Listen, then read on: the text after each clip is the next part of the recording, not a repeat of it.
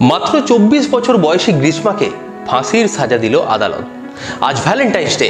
আজকের এই ভালোবাসার দিবসে এমন একটা ভালোবাসার গল্প আপনাদের শোনাবো যা শুনে আপনারা শিউরে উঠবেন। আজকের গল্পের মূল চরিত্র গ্রীষ্মা ও সারান। এই দুজনেই একে অপরকে ভালোবাসে, কিন্তু এই ভালোবাসার গল্পে ফাঁসির সাজা কেন দিল আদালত? এই সমস্ত খুঁটিনাটি বিষয়ে কথা বলবো আমাদের আজকের এই ভিডিওতে। নমস্কার, আমি অমিত। আমাদের আজকের ভিডিওটি পুরোটাই আপনারা দেখুন, তাহলে বুঝতে পারবেন প্রেমিকা এমন একটা অপরাধ করেছিল তার জন্য আদালত তাকে ফাঁসির সাজা দিয়েছিল। সারান রাজ কেরালার তিরুভানান্তাপুরম অঞ্চলের বাসিন্দা এবং তামিলনাড়ুর কন্যাকুমারী অঞ্চলের বাসিন্দা গ্রীষ্মা। তারা একে অপরকে ভালোবাসত, কিন্তু আমরা জানি ভালোবাসা মানেই তো সুন্দর, ভালোবাসা মানেই তো একে অপরের প্রতি অন্তরের টান। ভালোবাসা কতটা ভয়ঙ্কর হতে পারে আমাদের আজকের এই ভিডিওটি দেখে আপনারা বুঝতে পারবেন। ভালোবাসার কারণে একটা ছেলেকে হাসপাতালের বেডে শুয়ে যন্ত্রণায় কাতরাতে কাতরাতে শেষ নিঃশ্বাস ত্যাগ করতে হয়েছিল। ছেলেটার প্রেমিকা ছেলেটার এমন অবস্থা করেছিল যে মৃত্যুর আগে তার শরীরের প্রত্যেকটা অঙ্গ প্রত্যঙ্গ ভেতর থেকে পচতে শুরু করেছিল। হ্যাঁ, এভাবেই নিজের ভালোবাসার মানুষকে এতটাই কষ্ট দিয়ে খুন করেছিল এই মহিলা, এমনটাই বলছে আদালত। কিন্তু কেন এত ভয়ঙ্করভাবে নিজের প্রেমিককে মেরে ফেলেছিল সে? এই প্ল্যানটা সে কিভাবে সাজিয়েছিল? সারান রাজ একটি পাবলিক কলেজে পড়াশুনো করত। বাড়িতে মা, বাবা, দাদা বেশ সুন্দরভাবেই দিন কাটছিল তাদের। বাবা মা চাইতেন ছেলে যেন পড়াশুনো করে ভালো একটা চাকরি পায়, আর সেই কারণেই পাবলিক কলেজে ভর্তি করা। তার বাড়ি থেকে মাত্র 15 থেকে 20 মিনিটের দূরত্বেই বসবাস করত গ্রীষ্মা। তাদের একে অপরের পরিচয় হয় কলেজে পড়া থেকে। তারা দুজনেই পোস্ট গ্র্যাজুয়েশনে পড়াশুনো করতে ভর্তি হয়েছিল। সারান রাজ যখন সেকেন্ড ইয়ারে পড়ে তখন পরিচয় হয় গ্রীষ্মার সাথে, আর তারপর প্রথম পরিচয় বন্ধুত্বে পরিণত হয়, আর সেখান থেকেই ফোন নাম্বার আদান প্রদান, আর ধীরে ধীরে সেই সম্পর্কটা প্রেমে পরিণত হয়।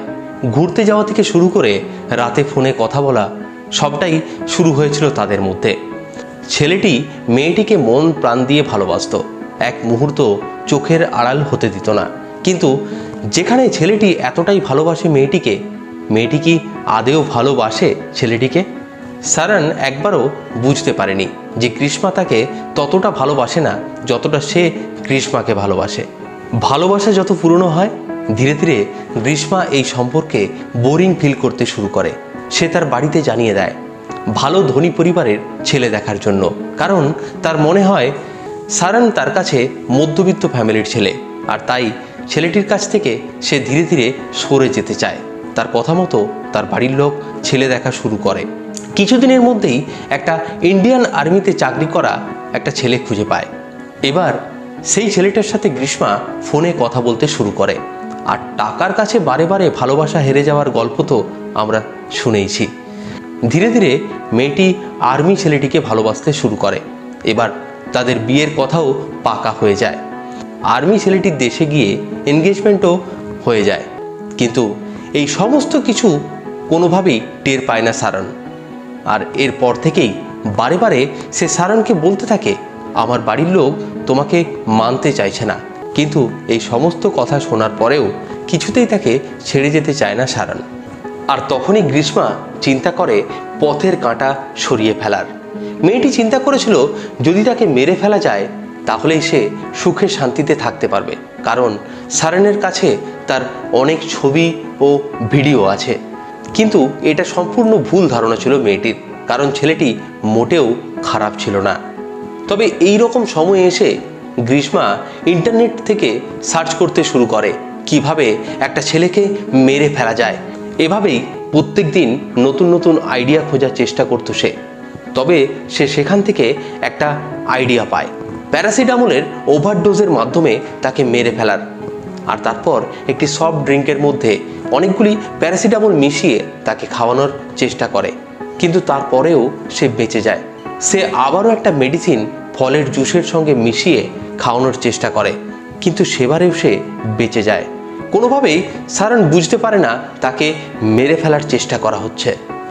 কিন্তু এরপর যেই প্ল্যানটা বানায় গ্রীষ্মা, এটা থেকে আর বাঁচতে পারে না সে। একের পর এক সমস্ত প্ল্যান যখন তার কোনো কাজে লাগছিল না, ঠিক এমন সময় মেয়েটি তার মামার সাথে পরামর্শ নেয় কিভাবে তাকে মেরে ফেলা যাবে।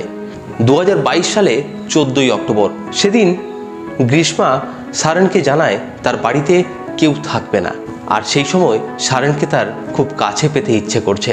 আর তার বাড়ি ফাঁকা শুনেই প্রেমিক সারন তার বাড়িতে পৌঁছে যায়। এরপর প্রেমিক প্রেমিকা একসঙ্গে থাকলে অন্তরঙ্গ মুহূর্ত তৈরি হয়।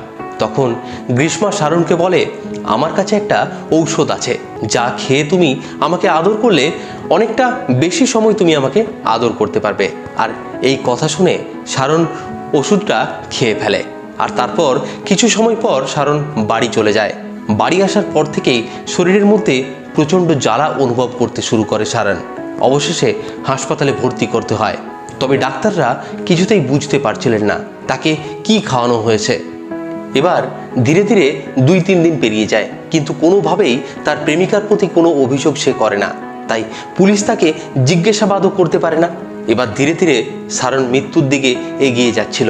আর তখনও মিথ্যা কথা বলে যাচ্ছিল তার প্রেমিকা। সে কোনোভাবেই বলেনি তাকে কি খাইয়েছে। অবশেষে সে বুঝতে পারে তার প্রেমিকা কিছু খাইয়েছে তাকে। সে মৃত্যুর আগে তার প্রেমিকার নাম বলে যায় ম্যাজিস্ট্রেটকে। 2022 সালে 25শে অক্টোবর তার মৃত্যু হয়। অবশেষে জানা যায় চাষের ক্ষেতে পোকা দমনকারী কীটনাশক খাইয়েছে তার প্রেমিককে। 31শে অক্টোবর পুলিশ গ্রেপ্তার করে গ্রীষ্মাকে। দীর্ঘদিন ধরে কেস চলে। কোনো এক সময় গ্রীষ্মা জামিন পেয়ে যায়, কিন্তু আবার পুনরায় সেই কেস চালু হয়। অবশেষে 2025 সালের 3রা জানুয়ারি এই কেসের শুনানি হয়। শেষমেশ গ্রীষ্মাকে কোর্ট ফাঁসির সাজা দেয়। তাহলে একটা ভালোবাসা কতটা নিষ্ঠুর হতে পারে সেটা নিশ্চয়ই আজকের ভিডিওতে স্পষ্ট হয়ে গেল। এই ধরনের আরও ভিডিও নিয়ে আমরা আসবো আবারও আপনাদের সামনে। ভালো থাকুন আর দেখতে থাকুন বঙ্গের খবর। এই ধরনের গল্প আপনাদের সামনে তুলে ধরা আমাদের কর্তব্য। ভালো লাগলে আপনারা চ্যানেলটি ফলো করতে পারেন।